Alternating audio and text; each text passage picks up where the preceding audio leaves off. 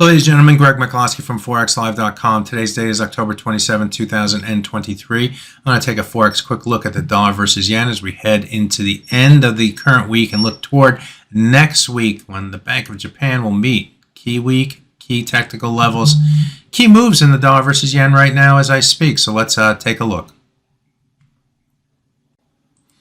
We are getting some headlines from the Bank of Japan. They meet next week, and of course, there's a lot of concern about what the Bank of Japan might do. Remember, they have yield curve control. They're probably going to talk about that and maybe revise it.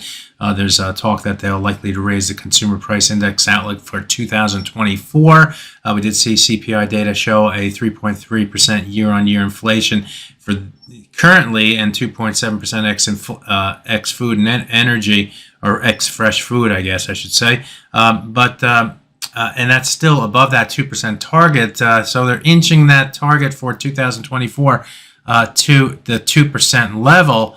But we'll be forced to do more and down the road, and that it's leading to some dollar yen selling, some yen buying, and a little shift in the Bank of Japan policy is something toward tightening is something good for the yen. So we are seeing finally a move away from that 150 level in trading here today. That level was a swing high from a technical perspective going back to last week's trading, and then we finally we broke above it, and on Wednesday and then Thursday we moved up to a high of 157.70 before rotating back to the downside, finding support against the 100 on that quick move to the downside, and then we moved back higher, and we've had a more steady decline in the price action. At least it's not one bar and rebound. We're seeing multiple bars to the downside, which is something new and indicative of more selling pressure in this currency pair. Perhaps we've seen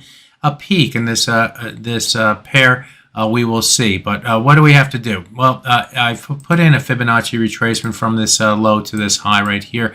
And the trend move here, the 38.2% retracement has been broken. So that's more a negative bias for this pair. The next target comes against a 50% retracement level that comes in at 149.46. And you can see that it also corresponds roughly with this yellow area right here, which represents a swing area going back in time and looking at different swing lows and swing highs. You're familiar with me saying those words over and over again and outlining them on the chart, but they're real. They're levels at where the buyers and sellers leaned against to either push the price even higher or lower. And most of the price action has been using this area as a support level. So here we are moving down toward that support level, and also the 50% retracement, and it's a wonder whether we're going to be able to get through it. If once a level of support is broken, you look for it to become a level of resistance. Now, admittedly, earlier this week, the level was broken, and you'd expect it to be a level of resistance, but that didn't last very long, and it probably contributed to the subsequent move to the upside right through here. We just have to believe that from a technical perspective. We have to believe in what the price action is telling us. So as we head into the new trading week, we want to see the price. If this bias shift is to the downside, we want to see the price extend below the 50% retracement and extend below the swing area and start to look down further and start to push in that direction further.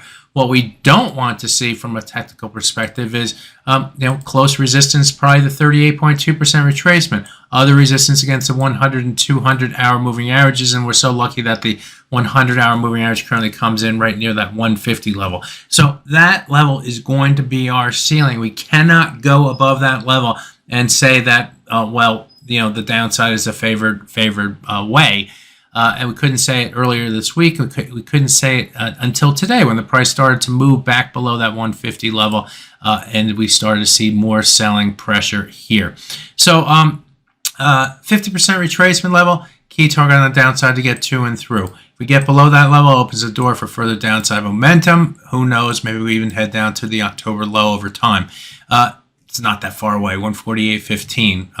On the upside, we cannot go above the 150 level. If we go above the 150 level, and even if we start to get above the 38.2 at 77 or the 200-hour moving average at 89, things are just going to start looking a little bit more suspect as far as the downside goes.